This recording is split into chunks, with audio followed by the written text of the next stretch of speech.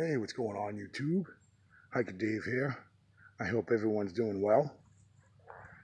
I was here last weekend and I did not make a video of this because a couple different reasons. There are those that really don't care about hanging limbs, broken limbs, and tree breaks, but I came back because I want to show this. This tree did not grow here.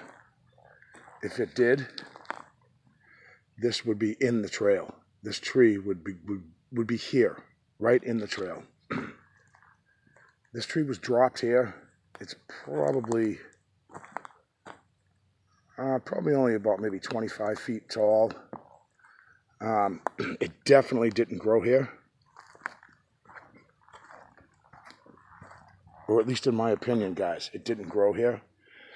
This is what convinces me of it. This stump here, I'm sorry, this root. There'd be a big whip right here. Again, this root here, there would be a big rip in the ground. This tree was dropped here.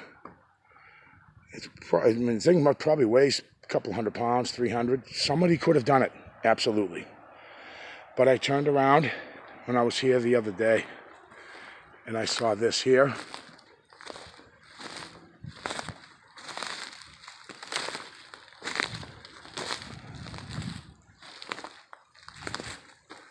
I find that really interesting.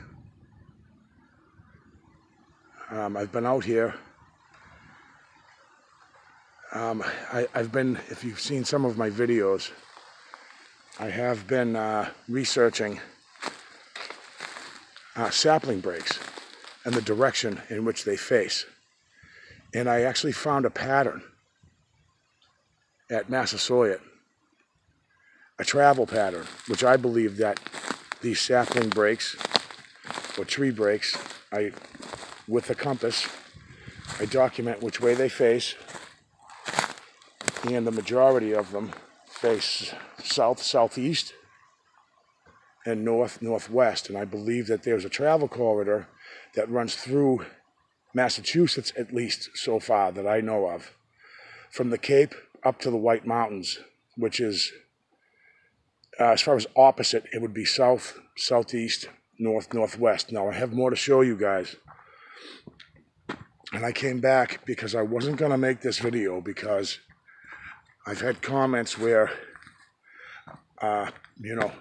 people have mentioned nobody cares about your stick breaks and your leans and your tree breaks, and I really shouldn't let that influence my channel, and I'm not going to. That's why I came back here.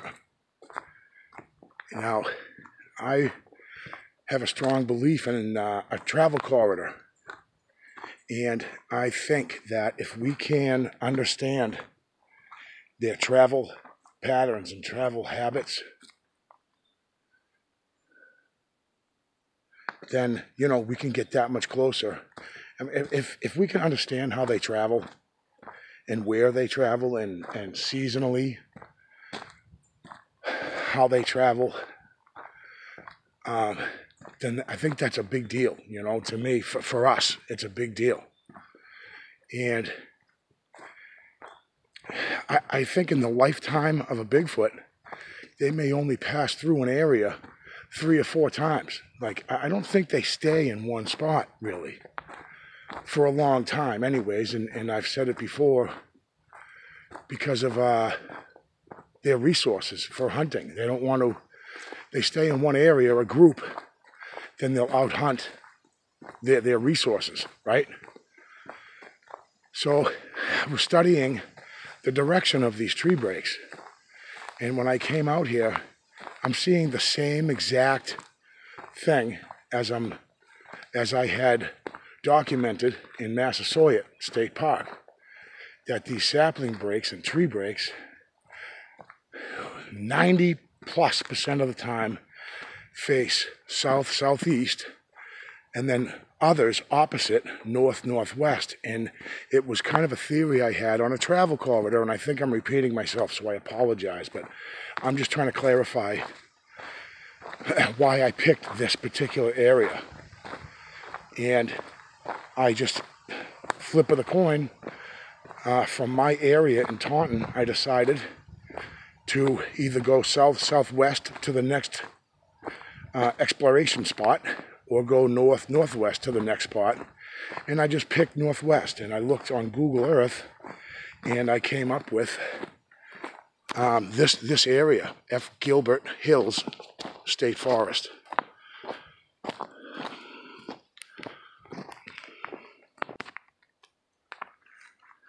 And I couldn't believe the consistency of these sapling breaks. And I'm talking, you know, trees like the size of my arm, you know what I mean, forearm or wrist.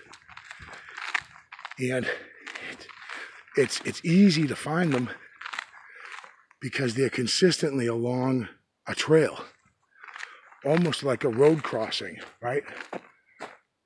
I don't want to pass this spot that I want to show you guys. So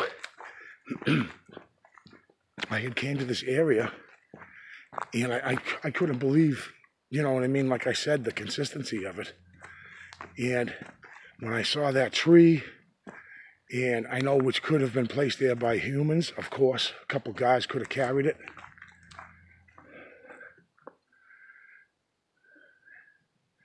But I don't believe that's the case. Can't see a reason for it, other than, I guess, to mess with people, right? So that is a possibility. The sun's right in my mug. So as I walk, I take in what I see. And if it seems, you know, worthy looking at, then, you know, I'll stop. Something like that. You know, with a snow load possibility. As I left here over the weekend, like I said, I don't remember if I even mentioned it, that I came across it, and I didn't make a video of it because I thought I'd catch some guff for it, because it's just broken trees, you know.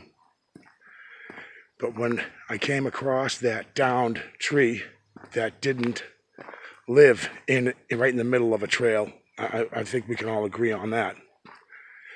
Then I decided at that point I had gathered enough information in just the few 3 hours or so, 4 hours I had been in here, that this seems like an active, or was at one time, an active area.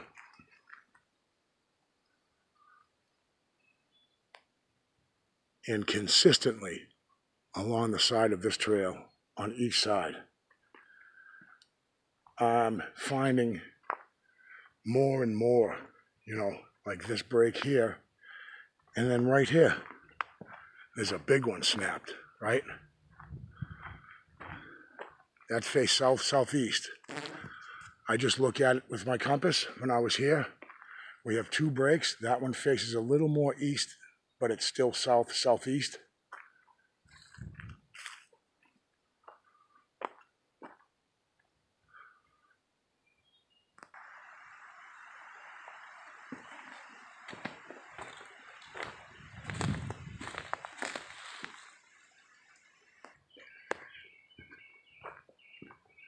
And then I come to this.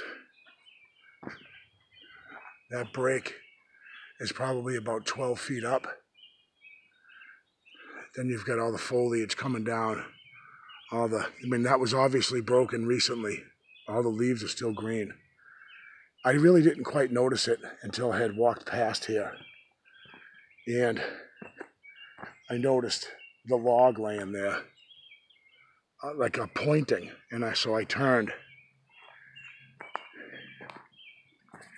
And it looked almost like I could see a trail. So I turned, and I see this. I hope it's coming out. Where is it?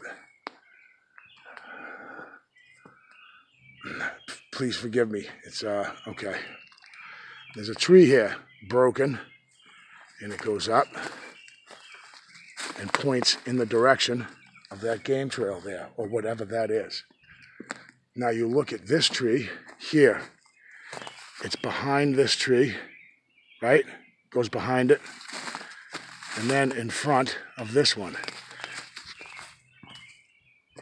I really see something there. Maybe you guys don't. I do. If you could see it the way I see it now, I know that's a lot to ask actually, but it really made me wonder. I'm looking at the angle of how that possibly could have happened.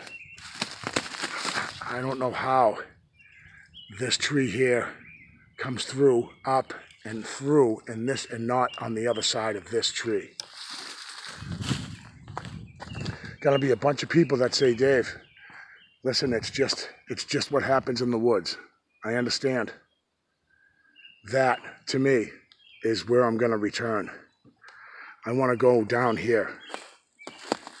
That's not for today, because I only came here to make this video. I felt compelled. I had to show you guys everything that I'm seeing here. I have another, again, it could be anything, guys. It really, this tree could have just fallen.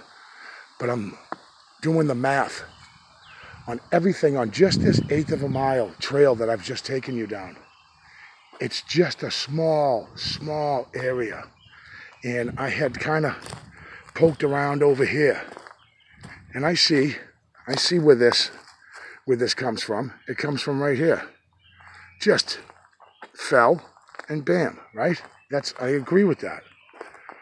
No argument there. But it's weird that this leads me around and this way and off into the forest that way. And when I look across the way, over there is the other anomaly that has the weird pattern here. So, you know, again, call me crazy. I'm seeing a pattern. It seems so obvious to me, guys, but I don't want to feel like I'm overreacting. This is like, it's almost like a highway right here. Like all roads lead to here, you know? It's like this travel pattern theory that I have, which is complete theory. Everything seems to converge here. It's weird, guys, but whatever. You know, I wanted to show you guys. I'm gonna head back. I really appreciate you guys clicking, and I'll definitely see you guys on the next one.